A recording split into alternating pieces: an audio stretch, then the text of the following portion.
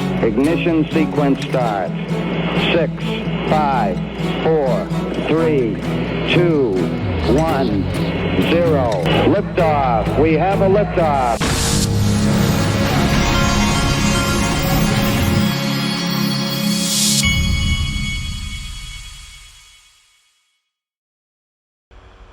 Hey everybody, this is the Digital Asset Investor, and I have to play you my favorite thing from last night's Trump speech. Here we go. Do you want to keep it going for another 5 years? Yeah, you would say Pocahontas says yes.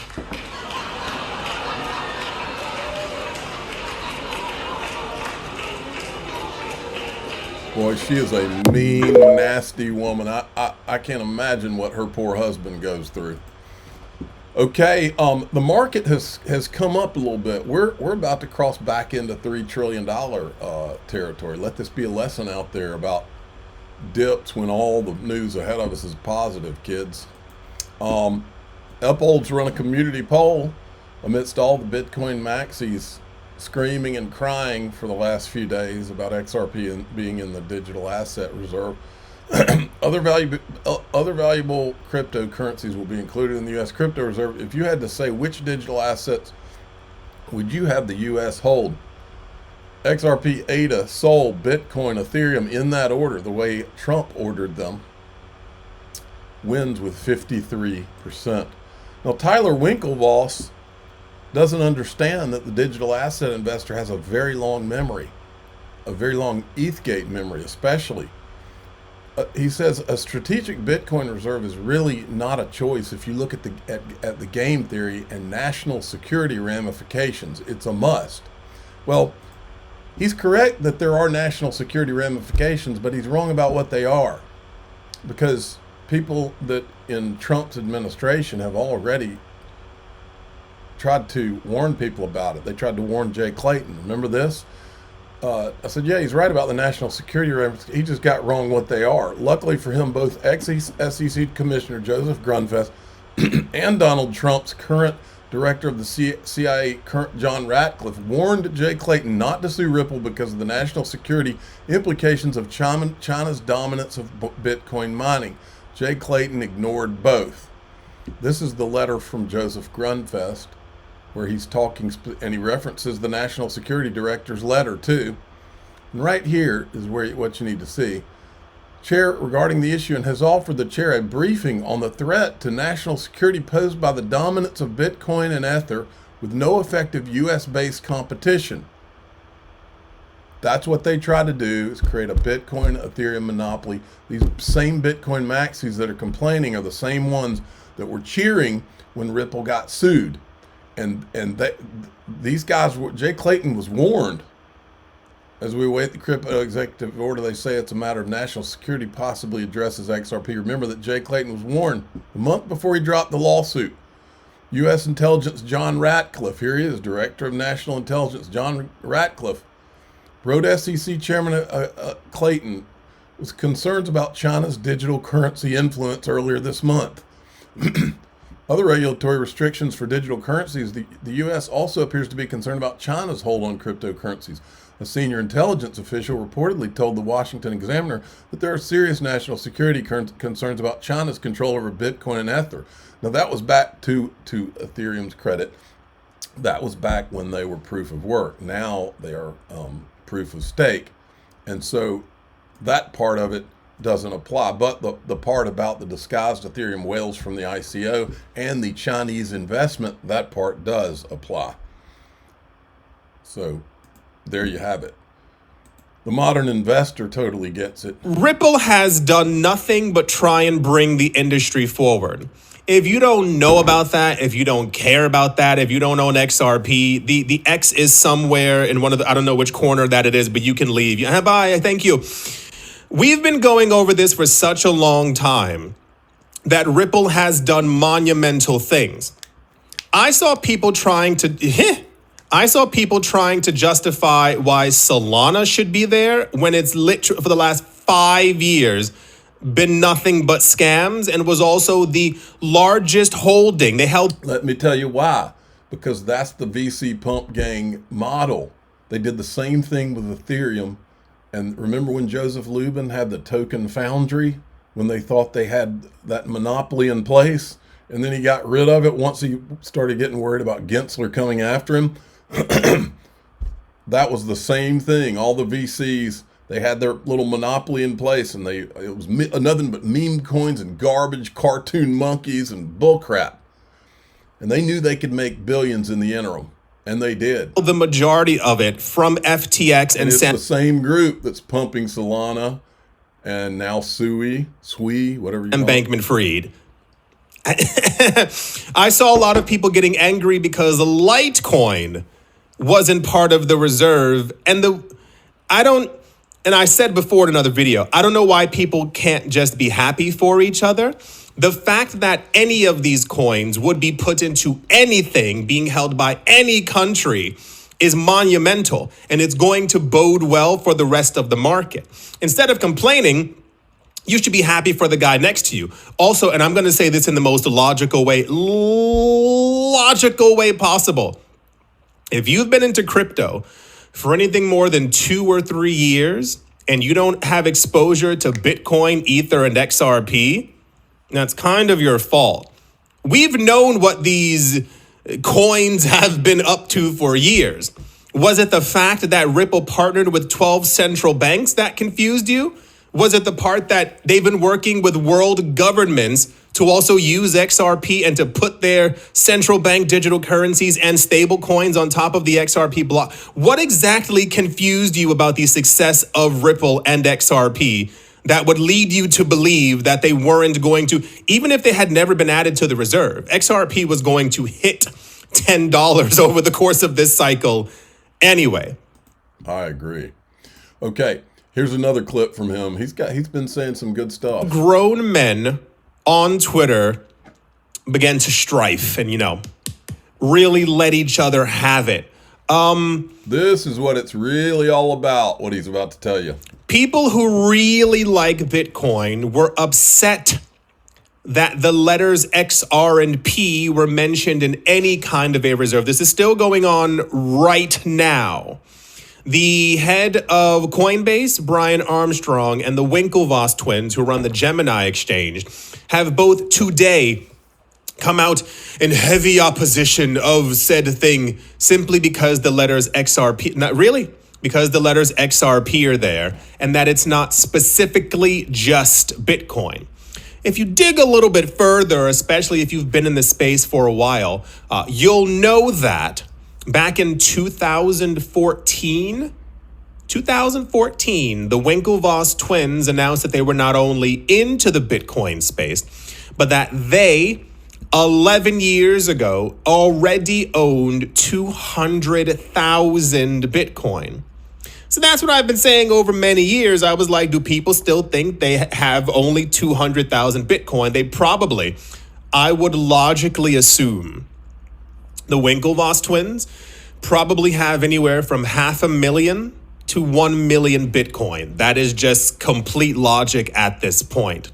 So it's making a lot of sense as to why the people who have a lot of Bitcoin would only want Bitcoin to be there. Because F everyone else, right? Why should everyone else's investments also do well? Exactly.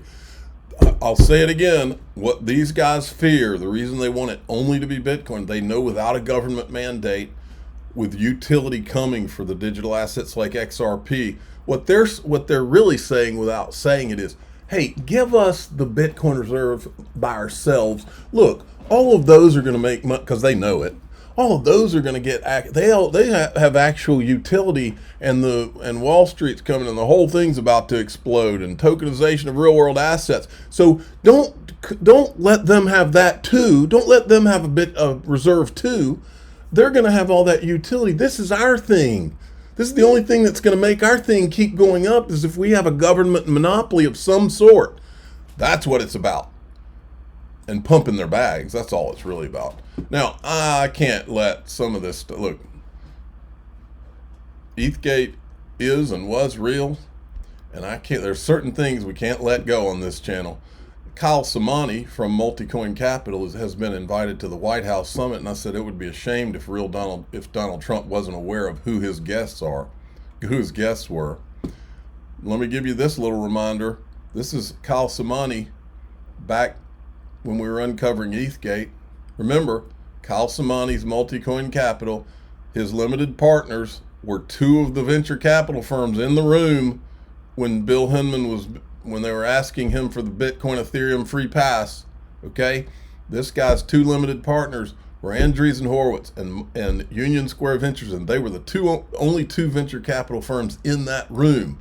I've always wondered if somebody told him to go out and do this. There was some other news this week, too. We have Andreessen Horowitz, one of the leading Silicon Valley venture capital firms, opening their first cryptocurrency fund, $300 million they put into it. It's the first major VC firm to open a crypto fund. You also have a crypto hedge fund. I mean, does this industry need more competition in the fund world? Does this make it harder for you to raise money? I think it's a super good thing for the ecosystem. Chris Dixon, who's one of the GPs there, and I think Katie Hahn's the other. Chris is an LP in our fund in Multicoin, so know them for a while. Overall, it's a great thing for the ecosystem. We're talking to a lot of endowments today. So right now we have, for example, shorts open on Ripple and Litecoin. Like Litecoin, in my view, has no reason to exist. It was a fork of Bitcoin. It's just been sitting around. It's a harsh assessment. The only investment thesis I've ever heard for Litecoin is it's a testnet for Bitcoin, but that's not an investment thesis. And so, it trades. It's got a 2-4 billion market cap, whatever the number is. But it doesn't really have a reason to exist. It's clearly more risky than Bitcoin, just kind of structurally in terms of brand and everything else. When we look at Ripple, Ripple they keep selling into the market. Based on kind of the SEC's guidance from a couple weeks ago about Ether being not being a security, it's quite clear to us that Ripple is a security. We don't know when that news is going to drop, but the catalysts seem to have kind of gone away from Ripple, and we have very high conviction that it is a security. And so, as kind of the system plays out over time, we think that short will deliver idiosyncratic returns. So the security label is kind of a designation that kind of dooms these cryptocurrency. I think it's kind of a fatal designation. So the challenge with being labeled security in the space formally is that not a single exchange in the world today that trades crypto is a SEC registered exchange. Now remember, this guy at the time that he said this was a huge Ethereum guy. Once we uncovered Ethgate, he quickly switched to Solana, and now he's going to that White House summit as a big Solana guy. Same dude right here. I told Brad Garlinghouse, or asked Brad Garlinghouse, make sure you say hello to this clown show. There's a lot of bad people in this space, folks. And watching all this unfold, we're not going to let any of the bull crap go. We're going to at least point out the obvious of what went on here. I want to make sure I'm not saying I want all these in the crypto, all the five. Yeah, I want them all in the crypto reserve. It's not about being against those digital assets. This is about making sure Trump and them know who these people are, making sure they know that Michael Saylor wanted a monopoly for Bitcoin. He wanted all other digital assets. He's on video. He wanted all other digital assets to be called securities. He didn't want any of the other digital assets to have ETFs. That's who these people are, and that can't be forgotten.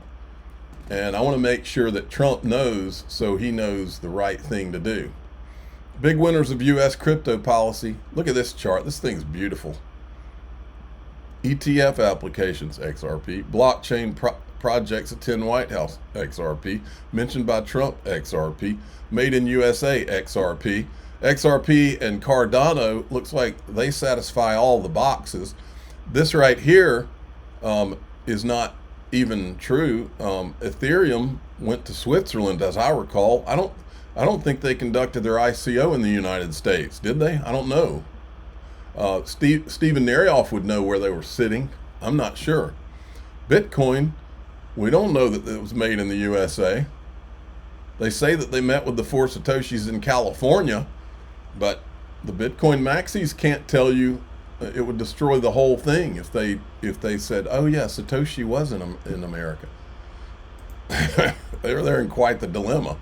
XRP's second leg, you better be prepared. All right, eGrag Crypto, the kangaroo phrase. XRP's gearing up for the next big leap. Here's why. Holding above critical support trend level. Successful retested bull market support band. Consolidated above this fib. Another macro consolidation. Noise consolidation between $3.40 and $2. The next macro jump, XRP's next major leg up, could target $8.50 to $13, and let's not ignore the fib, $27 plus potential. Back in 2017, XRP followed a classic fib extension move, smashing that, consolidating. If history repeats, this would put XRP between $27 and $222, aligning with Fibonacci extension tool in 2017 cycle correlations. Now, I already hear the skeptics yelling, but what about market cap? Here's my response. Shut the FUD up. Market cap is flawed measurement when it comes to real utility-driven assets, not financial advice. Now, if you want to join DAIXRP.com, go there. That's the Patreon. You can join through that, or you can go to the bottom of this YouTube video and click the join button to join it through YouTube. It's the same group. We do extended videos with no advertisements over it. So if that's your thing, come on in. So what we're going to do is today is I'm going to show you one video that is just wild, and I'm going to show about XRP, and then I'm going to show you another XRP video that I can't play out here. I'm the digital asset investor. I'm not an investment advisor. This is for entertainment purposes only. Please subscribe, hit the like button, tell your friends and family. Away we go.